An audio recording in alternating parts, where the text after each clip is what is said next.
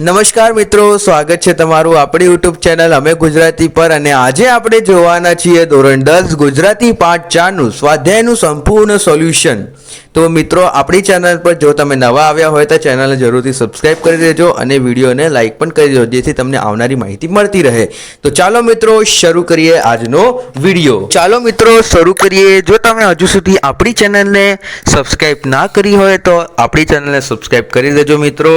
તો ચાલો શરૂ કરીએ। પ્રશ્ન નીચે આપેલા વિકલ્પોમાંથી સાચો વિકલ્પ પસંદ કરી ઉત્તર લખો। મનીષા દેસાઈ સુરતી કુટુંબ કેવા હુમલામાંથી બચાવેલું? તો એ રીચ એનો જવાબ આવે મિત્રો। નરેન્દ્રએ કઈ તાલીમ મેળવી હતી? તો એનો આન્સર છે મિત્રો બી, વન સંરક્ષણની તાલીમ મેળવી હતી મિત્રો। એક વાક્યમાં ઉત્તર આપો। પ્રશ્ન નંબર 2 છે, એમાં પહેલો પ્રશ્ન, રીચ માણસને જોઈ શું કરે છે? તો રીસ માણસને જોઈને જુનૂનથી પ્રતિકાર કરે છે। નરેનના લગ્નમાં માંગા પાછા શા માટે ઢકેલતો હતો? તો નરેન મનીષા દેસાઈ નામની કન્યા પર કવિતાઓ લખતો હતો। મનીષાના પિતા વિરાટભાઈએ તેમના લગ્નની ના પાડી હતી। નરેન મનીષાને પ્રેમ કરતો હતો, હવે તે લગ્નના બધા માંગા પાછા ઢેલતો હતો। 2-3 વાક્યમાં ઉત્તર આપો મિત્રો। નરેન જે મનીષાને ઓળખતો હતો તેવી મનીષા કેવી હતી? તો નરેન જે મનીષાને ઓળખતો હતો તે મનીષા નમણી રાજુક હતી, તે સુકુમારી હતી, જ ડરપોક પણ હતી, તે ગરોળીથી પણ ડરતી હતી। વિરાટભાઈએ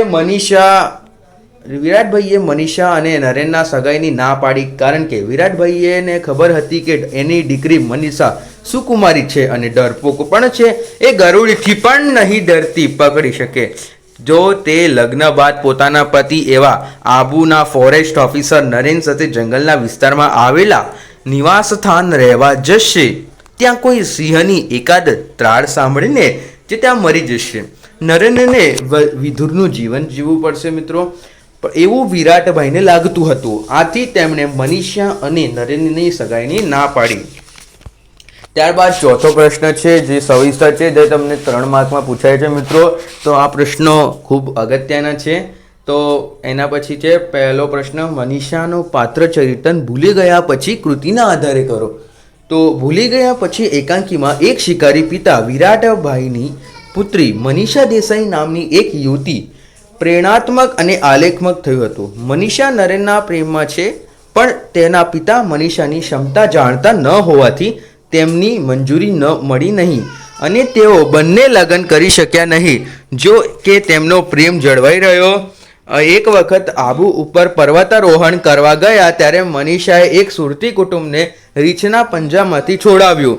એક નાજુક અને નમળી કન્યા ખડતલ અને નિર્ભય ન થઈ, એ વિષય પર મનીષાએ એક દિવસ ભાષણ કર્યું કે એની વિગત છાપામાં એના ફોટા છપાય। આ હકીકત અજાણ અને નરેનને તેની ખબર પડી ત્યારે તેને તો સાહસમાં મારાથી પણ આગળ નીકળી ગઈ।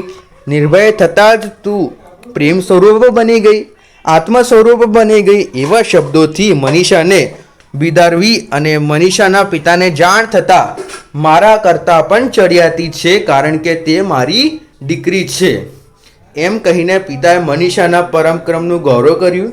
સૌને મીઠાઈ ખવડાવી। તેમણે મનીષા અને નરેનના તમારા ભવિષ્યને પ્રેમ શૌર્ય અંકિત ધ્વજ ફરકાવો એવા આશીર્વાદ આપ્યા। અંતમાં મનીષાએ અને નરેનના સાચા પ્રેમનો વિજય થયો। તો ત્યારબાદ મિત્રો, આ રીતે આપણો વિડીયો પૂરો થાય છે। જો તમને વિડીયો ગમ્યો હોય તો વિડીયોને લાઇક જરૂરથી કરજો અને આપણી ચેનલને સબસ્ક્રાઈબ તો જરૂરથી જ કરજો મિત્રો। તમારી 10માના છેલ્લા દિવસ સુધી તમને પરીક્ષાની તૈયારી કરવામાં આવશે, તો રાહ નહીં જોતા જલ્દીથી સબસ્ક્રાઈબ કરી દેજો મિત્રો।